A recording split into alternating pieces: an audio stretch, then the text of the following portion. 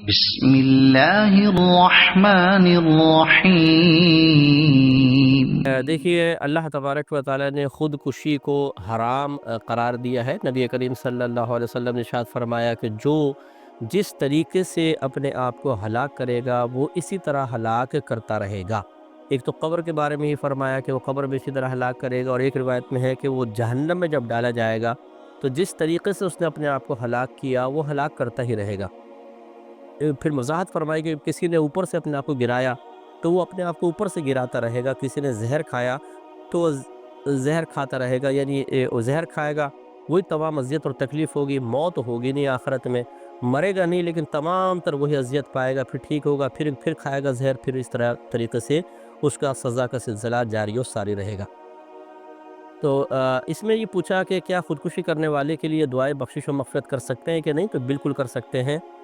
فقہ حنفی کے رول سے چونکہ اللہ تبارک و تعالیٰ نے قرآن عظیم میں واضح طور پہ فرمایا کہ اللہ تبارک و تعالیٰ اس کو نہیں بخشے گا کہ جو اللہ تعالیٰ کے ساتھ کسی کو شریک ٹھہرا دے، اس کے علاوہ جس کو چاہے اللہ تبارک و تعالیٰ بخش دے گا۔ اس لیے ہمارے فقہ حنفی کے روشنی میں اگر کوئی کفر یا شرک نہ کرے، اس کے علاوہ کتنا ہی بڑا گناہ کبیرہ کرے، بشرطے کہ اس کو حلال سمجھ کے نہ کرے، تو اس سے کافر نہیں ہوگا۔ تو لہٰذا خودکشی کرنے والا اگر خودکشی کو حلال سمجھ کے نہ کرے تو وہ کافر نہیں ہے۔ جب کافر نہیں ہے تو مسلمان ہے، اور مسلمان کے لیے دعائے بخشش و مغفرت کی جا سکتی ہے۔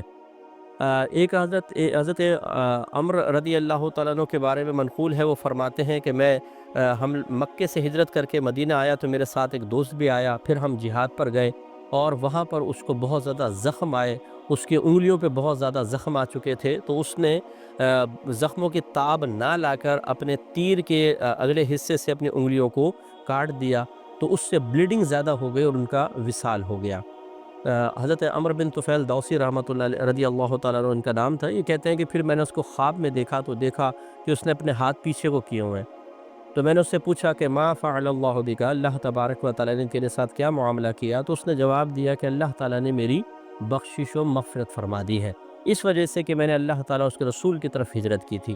تو میں نے کہا کہ تیرے ہاتھوں کا کیا معاملہ ہے، ہاتھ کیوں چھپا رکھے ہیں؟ تو اس نے کہا کہ اللہ تبارک و تعالیٰ نے مجھے یہ فرمایا کہ جس کو تم نے بگاڑا ہے اپنے ہاتھوں سے، میں اس کو ٹھیک نہیں کروں گا۔ یہ کہتے ہیں کہ صبح میں نبی کریم صلی اللہ علیہ وسلم کے پاس حاضر ہوا، سارا واقعہ بتایا، تو رحمت کونین صلی اللہ علیہ وسلم نے پھر اللہ کی بارگاہ میں دعا کی کہ یا رب کریم اس کے ہاتھوں کی بھی بخشش فرما دے۔ اس کے بعد یہ کہتے ہیں میں نے پھر خواب میں دیکھا تو ان کے ہاتھ بالکل درست تھے۔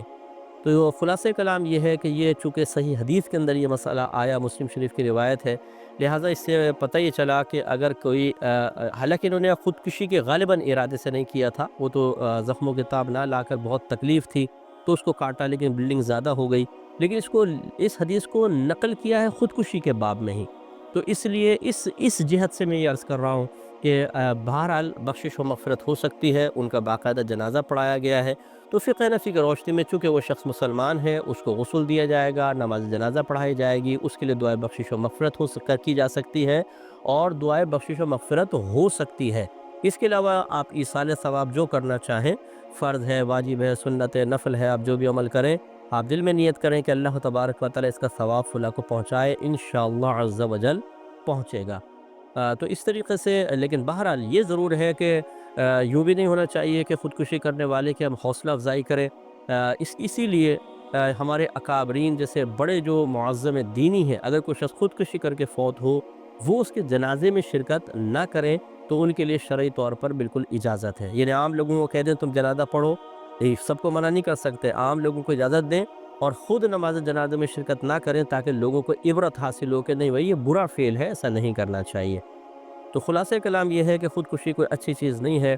یہ جو ہمارے بھائی بہن سمجھتے ہیں کہ یا شیطان ان کا ذہن بناتا ہے کہ جی میں خودکشی کر لیتا ہوں تاکہ دنیاوی مشکلات سے نجات مل جائے، یہ بالکل غلط ہے۔ مشکلات سے نجات نہیں ملتی، آخرت کا معاملہ یہاں کے معاملے سے کہیں زیادہ سخت ہے۔